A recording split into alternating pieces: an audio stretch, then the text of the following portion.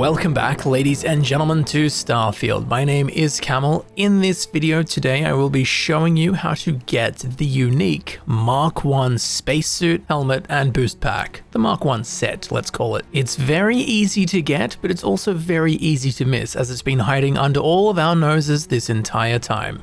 Don't look down, that's a figure of speech. It's a slim-looking early variant of the Constellation Spacesuit set that we received from Sarah Morgan right at the start of the game. But on top of looking slightly different, however, its stats actually hugely overshadow the Constellation set that Sarah gives us. So it's definitely worth getting a hold of. Now, if this secretive kind of stuff interests you, be sure to check out my other Starfield videos, which can be found down in the description via the playlist link. And down there you can also find all of my social media links. Be sure to help me out and check those out after the video. But without further hesitation, let's get you the Mark 1 set of space armor. So to get this, we're going to need to come to the capital city of the United Colonies, that being New Atlantis, which is on the planet Jemison, where the Lodge is, the head of Constellation. You'll probably know all of this because you go there in the first hour of the game. So head to the Lodge. As soon as we enter the Lodge, what we want to do is turn to the right and go through these doors. Then head down the set of stairs to the workbench room. Turn to the left, keep going straight ahead towards that blue doorway, but then here turn right and walk into this room with the painting and the couch with a sheet over it. If you're in this room, you're in the right spot. Turn to the left, and in the corner there is a glass cabinet that has a mannequin which is kitted out with the Mark 1 spacesuit, the Mark 1 helmet, and the Mark 1 boost pack. Like I said, it's been hiding under all of our noses this entire time. It's sitting just here. But the big blockade in the way is, of course, the door. It's locked. It's got a master level lock. Now, to open the door, you will need to have your security skill at rank 3 at the very least, as this allows you to attempt to open a master level lock. Now, just as general Starfield game advice, I would definitely suggest you get your security skill to rank 3 regardless of getting this suit of armor or not, as there are so many things in the game that have a master level lock, and maybe you're like me and you hate leaving anything behind, or the idea of having to run back to a location to open that one safe that you couldn't get into, so get this skill up anyway. And if you do have it up, you can try and open the door and get some XP. But if you don't want to open the door, or you can't open the door because your security skill isn't high enough, fret not, as you can still get this armor. So if we hover over the glass mannequin case, we can see it comes up with a locked door. But if you put the dot in the middle of the screen, the crosshair, in the center of the right side front panel of the door, like in the hinge kind of thing, there is like 1 pixel where it won't select the door, and instead it will go through the gap, and actually you will be interacting with a mannequin behind the locked door. It might take a minute to get it, but dude, totally worth it, and this applies to every glass case in the game. So again, if your security skill isn't up to scratch to unlock this door, just use this single pixel to bypass it. Now, I will say that Bethesda could patch this out at any second, so if you do want to get this armor and your security skill is not at rank 3, be sure to do this immediately and share this video with your friends so they can get it too. Or don't share it with your friends so they miss out. Suckers.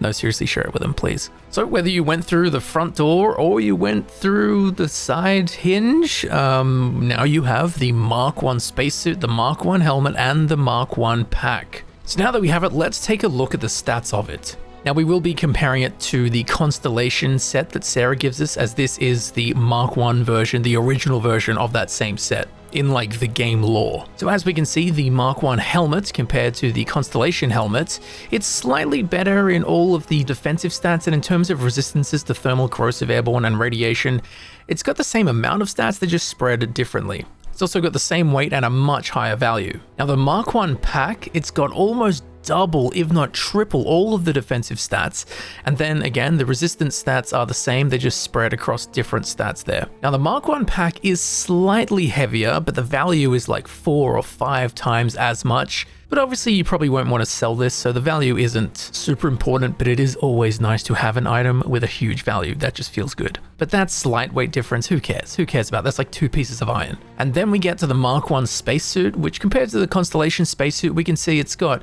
not crazy numbers, but they are quite notable differences between defensive stats, and then all of the environmental resistances are the same amount collectively, just spread across different resistances there.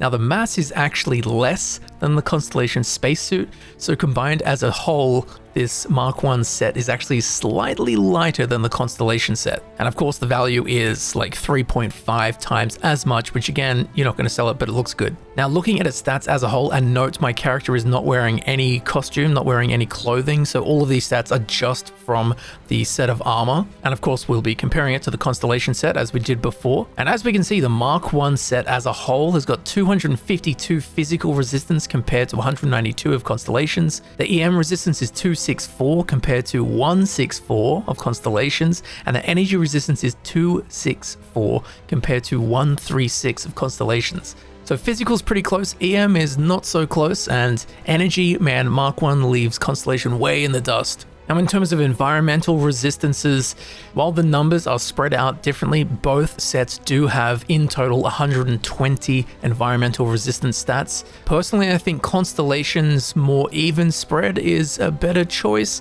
but hey, who really cares? In my opinion, that is not a deterrent at all to not use the Mark 1 set. And again, in my mathematical opinion, the Mark 1 set is way better. It's like 40% better than the Constellation set. And also, in my opinion, I think it actually looks better. Now, before we move on, I would like to compare it to the Mantis armor, as that might be something you would be using in like the mid game, whereas the Constellation set, you probably won't be using that mid game. Now, if you don't know how to get the Mantis set, I do have a guide above. You can click the card above on screen right now to check that out if you want to.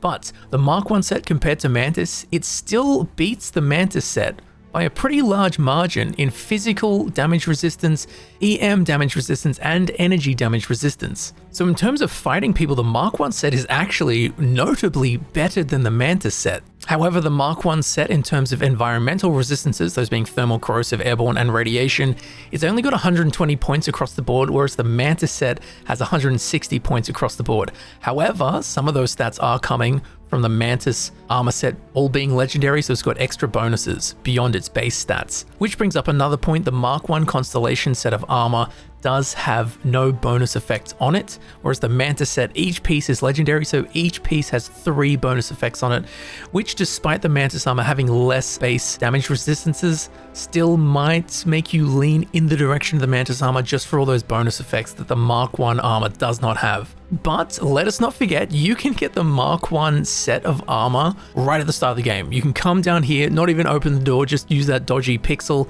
loot the mannequin, and you can have this at level 1 or level 2 or whenever the hell you get to New Atlantis. So this is something that I think everyone should pick up right at the start of the game. And before we move on to its appearance, I would like to clarify that if you have the Constellation skin pack from the premium edition of Starfield or whatever it is, while you can apply that skin to the Constellation set of armor that Sarah gives you, this Constellation skin cannot be applied to the Mark 1 set of armor. Despite them in terms of the lore being different versions of the same thing and both being Constellation-y and both being looking quite similar, this skin can sadly not be applied to the Mark 1 set. But what does it look like? Well, it looks like a slimmer version of the Constellation set, which in my opinion, I actually kind of prefer. Like, a lot of the spacesuits look really big and bulky, which can look cool, but just having to choose between the Mark 1 set or the Constellation set, I personally think the Mark 1 set looks nicer. Just looks a bit more refined.